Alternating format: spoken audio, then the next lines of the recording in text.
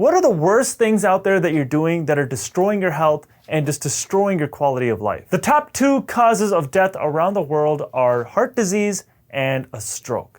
Now, we've probably heard of them before, and we definitely don't want to get them. In the United States, 1 person dies every 34 seconds from heart disease. So what are some things that we're doing every single day that are just putting us at a higher risk of getting these diseases and putting us at a higher risk of lowering our health? And what are some things we can start doing to improve our health and prevent us from getting these diseases? What about ways we can just improve the way that we live? What about ways that we can just improve our quality of life? You know, they always say to just go to the doctor once a year, get your physical, get your blood work done, and just listen to what they're saying. But a lot of times, I don't know about you, but a lot of times when I go and get my physical done and get my blood work done, I just feel a little underwhelmed. You know, sometimes I just want like an in-depth analysis, like go over my diet, go over stuff I'm doing on a day-to-day basis. What are some ways I can just improve my health? You know, obviously we have that gene analysis we can do where we pay a ton of money, we get all our genes looked at, and we see any potential diseases that we can get and what we can do to prevent it or just improve our quality of life. But sometimes when I go to the doctor, I want more too. Like, yeah, I'm a younger guy and I don't really have any health complications, luckily, but sometimes I just want to go more in depth. Like, how can I prevent getting health complications? How can I stay healthy for as long as possible? Sometimes when I go to the doctor, I wish they just go over everything I do on a day-to-day basis and just give me some suggestions. Like, I'm open to suggestions. And you know, you might just think I'm like being paranoid or something like that. But for me, I just want to have some reminders every now and then, because you know, you can get really sucked into a routine or a schedule, and you can be doing something that's harming your health without even realizing it. Like, for example, take a smoker. Now, obviously, smokers know that it's harming their health. So, you know, if you're smoking every single day or you're using a tobacco pouch every single day, and you have this routine where it's just like every day you're doing it, and you might feel fine, and you might not have any health complications, but you don't want to find out when it's too late. Smoking is just one example. You know, there's plenty of different examples I could have used, something that's less extreme, but I just feel like sometimes we need reminders because we get into these routines and we don't realize how much damage we're actually doing to our health. So I'm gonna go over 10 of the biggest things that are killing your health. Number 1 is you're not working out or you're not exercising. Physical activity is one of the easiest things we can start doing to improve our health.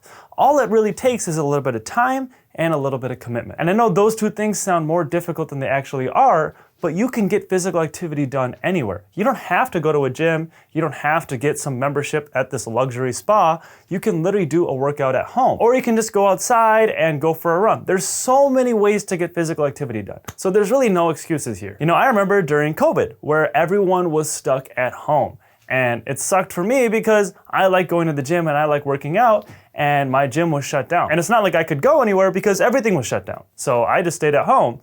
But I still found a way to work out and do exercises at home. Now the issue here is I wasn't really lifting weights, so I got a lot skinnier and a lot leaner than I'd like to be, but I was doing a lot of cardiovascular activity and doing a lot of exercise every day. And I actually felt really healthy then. And that's probably the healthiest I've ever felt.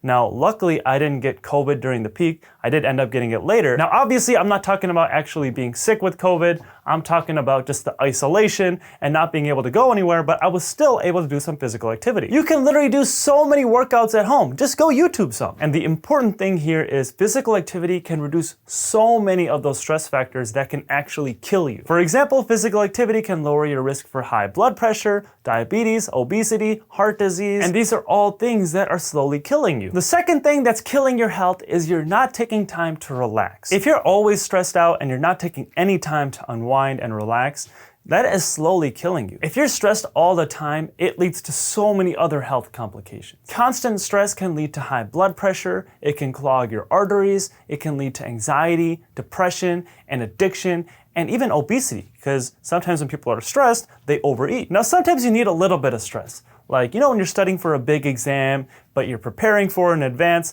that little bit of stress is good. You know, it kind of motivates you, and it's not too much stress, hopefully, where you're just freaking out. Or sometimes you're in like a dangerous situation, like if someone's gonna pick a fight with you, or if a car is coming towards you, then you're definitely gonna want that stress response. And this is all part of our sympathetic nervous system. And if you remember from biology or psychology class, our sympathetic nervous system is our body's fight or flight response. So this type of stress is good. You know, you want to be stressed out when a car is coming towards you and about to hit you, or if someone's going to punch you in the face. Like, I don't know about you, but I'm not going to be relaxing when someone's about to punch me. But you don't want this response all the time. I mean, how many times are you going to be in this situation? Unless you're like a UFC fighter who's always getting in fights, I mean, at that point, I feel like it's so normal for you that you just be relaxed in that situation anyway. Now, obviously, I wouldn't know anything about that. But for the vast majority of us, we are not going to be in that situation majority of the time. So that means a majority of the time, we want to be in a more relaxed mode. But the problem is a lot of us are not in that relaxed mode when we should be. And whether it's a bad boss or something stressful at work or at home, a lot of us are stressed out too much of the time. And what this stress is doing is it's releasing this cascade of hormones, and it's causing our body to respond and act like we're in this fight or flight situation all the time. So what happens is it puts our body out of homeostasis. So if you don't know what homeostasis is, it's basically our body's way of kind of keeping an equilibrium. We want to be in the middle. We don't want to be super extreme either way. But when we're always stressed out, we're kind of in the extreme of the stressed out side. So what can you do? Well, just taking some time out of your day to just unwind and try to relax.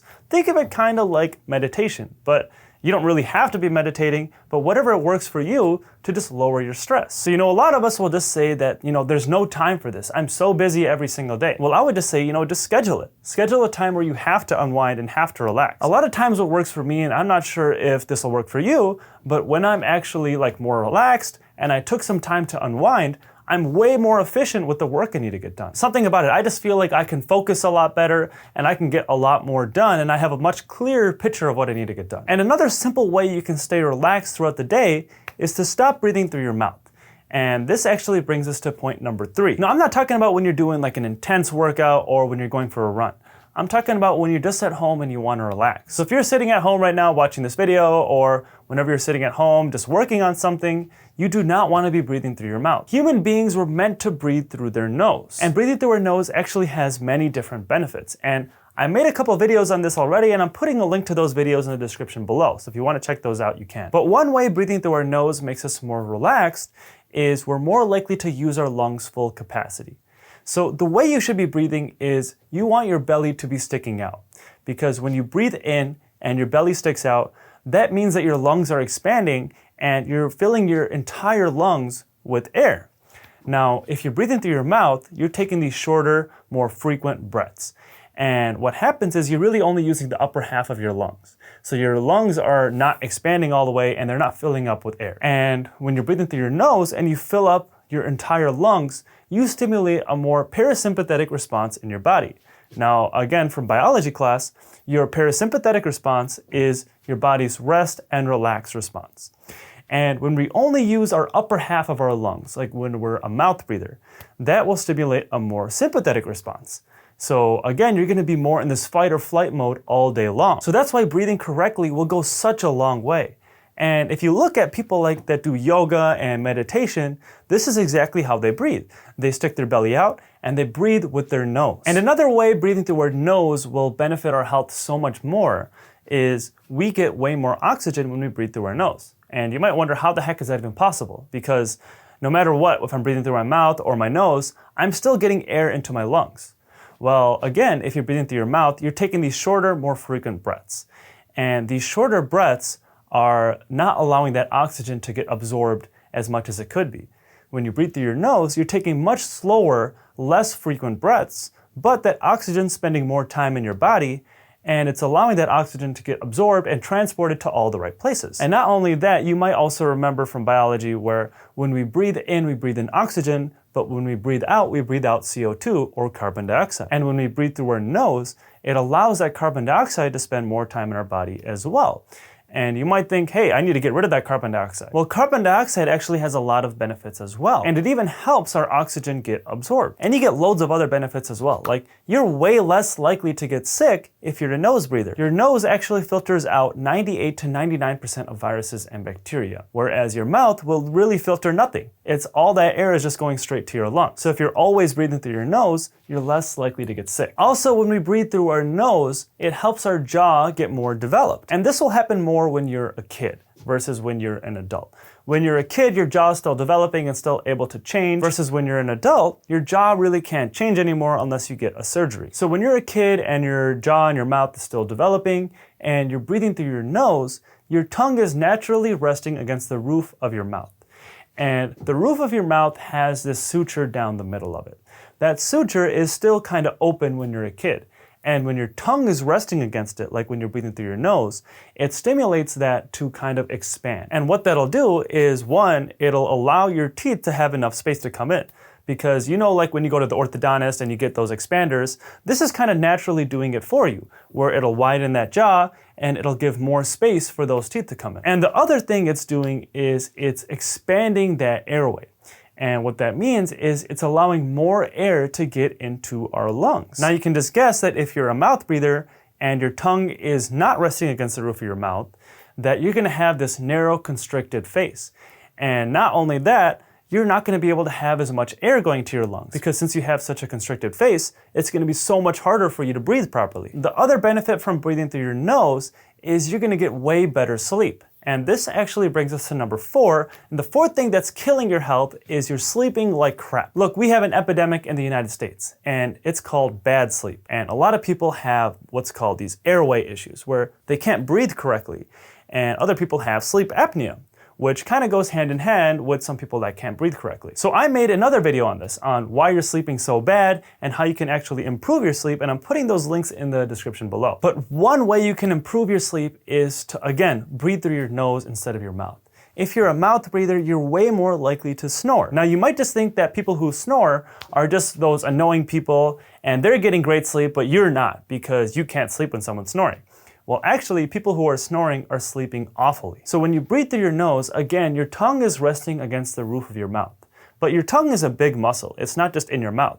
It also goes down your throat as well. So now when you're breathing through your nose, your tongue, even though it's in your throat, it's not resting in the back of your throat. And what's that doing is it's allowing that air to come in and go straight to your lungs. Now, if you're a mouth breather, and you're sleeping on your back and your tongue is now resting against the back of your mouth. It's not resting against the roof of your mouth because your mouth is wide open. And what that's doing is the tongue part that's in your throat starts to move back. And when it moves back, that's what causes that snoring sound, because you have this constricted airway and it's gonna cause the soft palate. And the soft palate is basically the roof of your mouth, but the back part of it. And when you're a mouth breather and you're snoring, it's causing that soft palate to vibrate. And that's what makes that snoring sound. Now this can become a real issue, because if that tongue moves back too far, then you're completely blocking your airway. And now you're not breathing, and your body basically thinks that you're dead. And that's when you'll wake up, and that's when you'll have to take a deep breath, and that's when you'll go back to sleep. So this is actually what sleep apnea is. So at this point, it doesn't matter how many hours of sleep you're getting. You're still gonna be sleeping awfully, and you're still gonna be tired the next day, and you're not gonna get the benefits of good sleep. With sleep, quality is so important. So there's lots of factors that go into getting good sleep. So if you want to improve your sleep, one thing I would recommend is just getting a sleep study. That's probably the easiest thing you can do, and that's probably the quickest way to see what baseline you're at with how you sleep. The fifth thing that's killing our health is sugar. For a long time, we thought that fats were evil. And you saw all these things where it said that it was low fat, and low fat was the thing to buy. Well, that tide has kind of changed now, because what they've found is all these yogurts and all these other foods that had low fat ended up having more sugar to make up for that loss of fat. And this is actually much worse for you. First of all, we actually need fat. Fat is very important for us, and we can't just live without it. So the whole notion that you should not eat fats is just wrong. It's all part of that healthy whole diet. You can't absorb these fat-soluble vitamins that are so important for us if we don't have fat to actually absorb it. Now, obviously, moderation is key here, and also we have these good fats and we have our bad fats. But the real problem here is sugar. Because when you eat things that are low in fat and have really high sugar, that's just gonna spike your blood sugar. And that'll put you more at risk for getting diabetes and getting obese. And you might think like, hey, my body needs glucose to survive. It actually needs this sugar.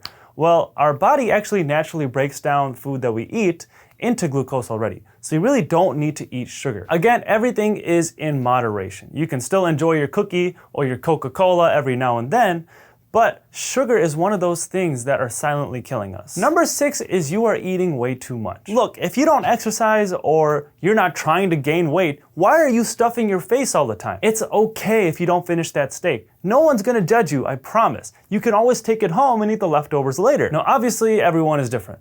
Person that is 100 pounds and a person that's a 300-pound lineman in the NFL are not gonna be eating the same amount. But you gotta remember, what are the biggest risk factors to having bad health?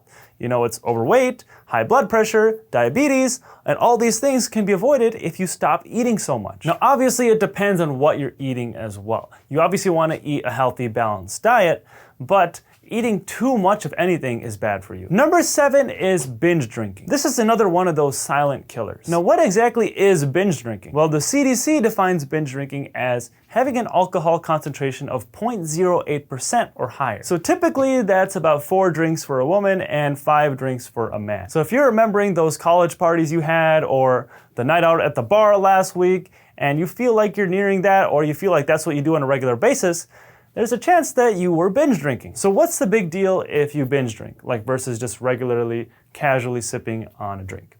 Well, one is accidents.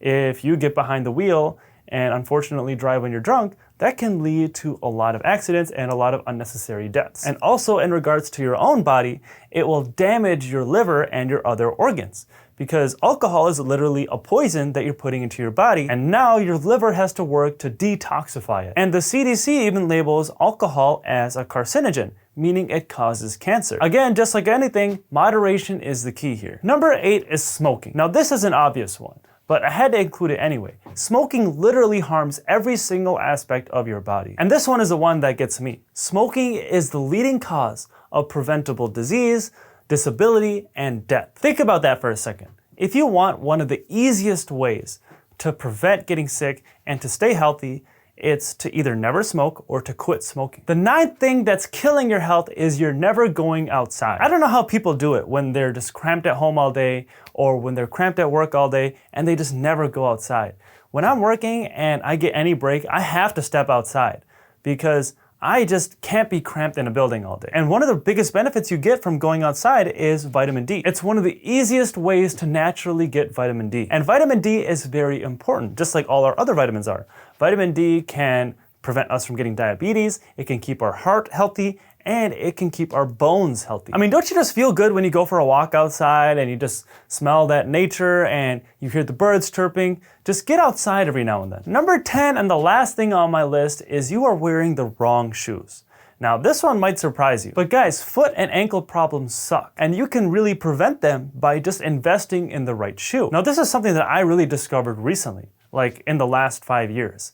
Because before that, I just wanted to be fashionable and I never cared about how the shoes actually felt as long as they looked good. And then a couple of my friends got into podiatry school and I started talking to them more, and that's when I learned that wearing the right shoes can make such a big difference. And when I actually changed my shoes, it was like a night and day difference. You know, for the longest time, I was like, I'm not spending that much money on shoes because I'd rather just spend like half the price and all it's doing is just covering my feet. But then when I started trying on nicer shoes and shoes that are actually made for running or walking or working out or whatever I was doing, I couldn't resist. I had to buy them. If you're wearing the wrong shoes, you're at risk of getting so many issues with your feet and your ankles.